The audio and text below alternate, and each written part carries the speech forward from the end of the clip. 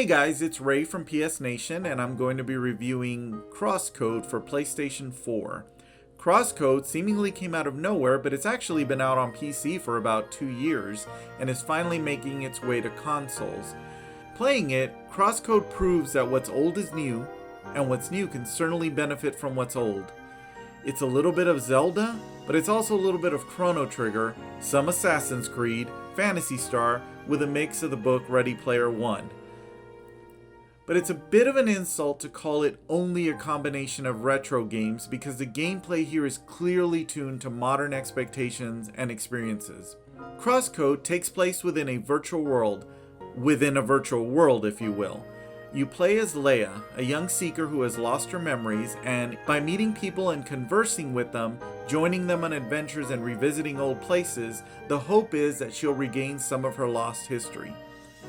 So while my comparison to Chrono Trigger is attributed to the visual style and traveling with companions and running around and getting into trouble with enemies on the field, the core method of combat is action.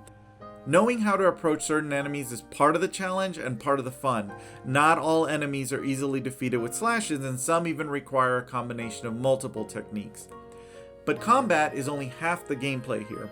Puzzle solving is also crucial to moving forward in the game, and one of the other areas where CrossCode shines. A lot of the puzzles within the game are angled based, so if you're into billiards, you might do well here. Your projectiles not only serve as weapons, but also open doors, activate machines. It's not always a direct shot, and often you must bank your spheres off curved walls. The game provides plenty of guides to give you guys an idea of the trajectory of your orb, so you're never quite lost, but there is definitely some challenge here. Fortunately, there are some sliders in the option menu that allow you to control everything from the frequency of enemy attacks to their damage, as well as puzzle difficulty. Honestly, the recommended difficulty felt just right, but if you're a casual gamer that just enjoys chilling with a game, hey, no judgment here, I'm the same way quite often, then there's certainly an option for your playstyle. CrossCode is huge. The world itself is pretty vast, but there's also so much to do. I mean, these are my favorite types of games, but I had a lot of new rules to learn. For example, a lot of the items you buy aren't simply purchased at a shop. In addition to paying for their creation, you must also find components out on the field.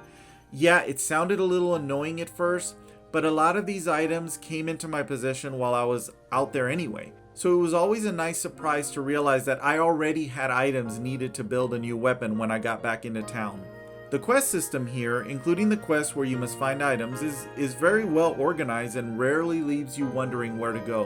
While you don't always get map markers holding your hand, the map is divided into named zones, kind of like an MMOR, and the quest log always tells you what zone you need to search.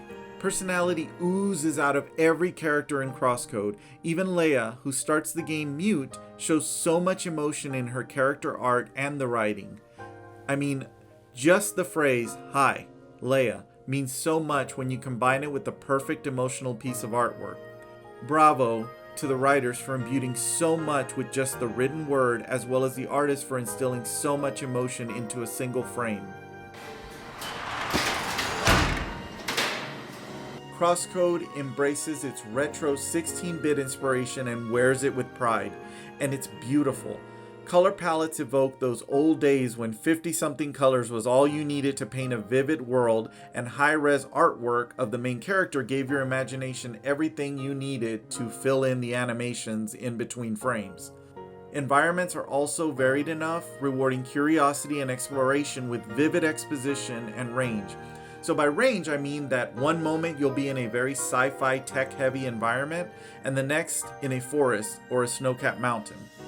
Animation is also fluid in everything from running and combat, and this is also applicable to enemies and giant bosses.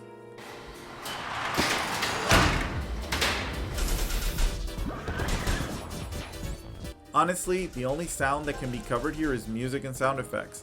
Like I said before, CrossCode doesn't really have voice acting, and that's perfectly acceptable. The score here is very well done, adhering to classic gaming tropes while not grinding your ears with repetitive tones. There's a pretty bad stigma about retro gaming in modern times and indie games as well. Fortunately, it's not a widely popular opinion, but some believe that if it's not a AAA title that takes advantage of our new hardware, then it's not worth a second glance. CrossCode may look like an old game on the surface, but it comes packaged with so much gameplay and exploration that I would gladly play it over some of the AAA entries this year. It has that little something that only gamers understand. It's that just one more quest, or let me just see what's in the next area. Even though I was reviewing it, I found myself playing longer than I had set for myself in that day, and that told me everything I needed to know about this game.